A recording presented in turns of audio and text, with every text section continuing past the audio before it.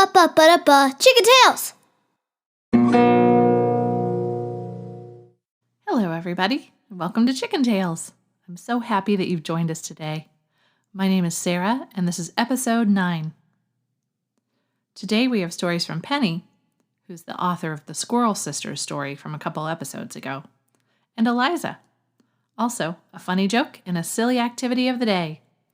So build a pillow fort, get a warm mug of tea, and cozy on up for some Chicken Tales. Our first story is called Cat and Seek by Penny. I was on a walk in the woods and came to a gurgling spring. Next to the river was a little cat, but she didn't have her baby. She said, meow, meow, meow, which means, help me find my baby. I started to search and looked under a bush. There was the kitten. She was yellow and black with gray spots. I picked her up, and then she saw her mother at the river, and they ran to each other. Mother Cat said, thank you, or meow. We would love to be your pets, since I see you love cats. And then we all went home to live. The end. Oh, Penny, that's a lovely story. How lucky it was that you were the one to find the mama cat and her baby kitten. Where did you learn to speak cat language? I have a cat, and I would love to know what he is thinking. Does anyone else out there speak cat? How about dog? Or mice?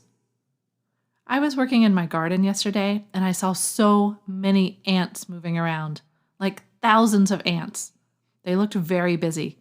They were moving with a purpose from one end of the garden to the other. I would love to know what they were doing. If anyone out there speaks ant, could you please let me know? I really want to learn how to speak ant. And now it's time for Joke of the Day. What's the difference between weather and climate? You can't weather a tree, but you can climb it.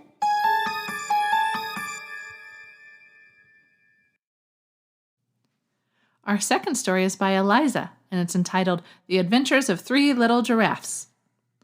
Lola is a giraffe. She lives in a big cave. She has 3 kids, Charlie, Penelope, and Nala. They go into the jungle to eat leaves.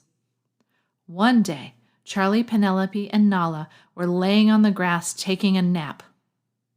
While they were sleeping, a wild boar pig named Amal snuck up on the baby giraffes, and he tried to eat Nala. Charlie and Penelope scared Amal away. They growled at him and said, go away. They ran back to the cave to get away from him because they didn't like him. When Lola saw them, they told her what happened. She gave them all a big hug because she was so relieved that Amal did not eat Nala. They lived happily ever after. The end. Wow, that was kind of scary. Charlie and Penelope were so brave to growl at Amal. I didn't know that giraffes could growl, but I did find out something else they can do. I'll tell you in a minute. Eliza, I loved your story. Thank you for sending it in. I'm so glad the baby giraffes got away from the wild boar. But I want to know more about the cave they live in, because giraffes are super tall, so that cave must be huge. So, you guys, did you know that giraffes spent most of the day eating? They can eat up to 100 pounds of food a day. They eat the leaves off the top of their trees because they're so tall. Also, they get most of the water they need from the leaves, which is a good thing. Ask your grown-up to look up a picture of a giraffe drinking water. It looks really tricky. And lastly, my favorite giraffe fact is that scientists have discovered that giraffes hum at night. I don't know about growling, but they do hum. It sounds like this all night. So fun. Next up, the silly activity of the day. Tomorrow is Earth Day. Did you know that? I bet your grown-ups and teachers have said you should turn off the lights and go outside all day tomorrow. I agree. If you can, you should spend the whole day outside. Since it's Earth Day, you should get outside and say thank you to the earth. Have a tree near you? Walk up and say thank you. Give it a hug. Any flowers around? Give them a bow and say gracias. Bird flying overhead in the sky? Give a wave and a loud thank you. Do you have any grass near your house? Sit down in a patch of grass and see if you could thank every single blade. Choose a flower, tree, or blade of grass to be your best friend for the day. Have a tea party with your friend. Take out a teapot filled with water and pour them mugs of tea. You should wear your fanciest clothes.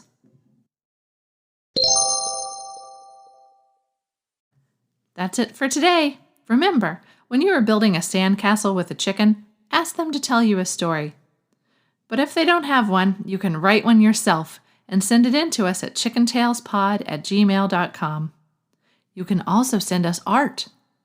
How about you draw a picture of a chicken, or of Lola and her kids, or a kitten by the river? We would love to see it. Okay, bye-bye. Chicken tails!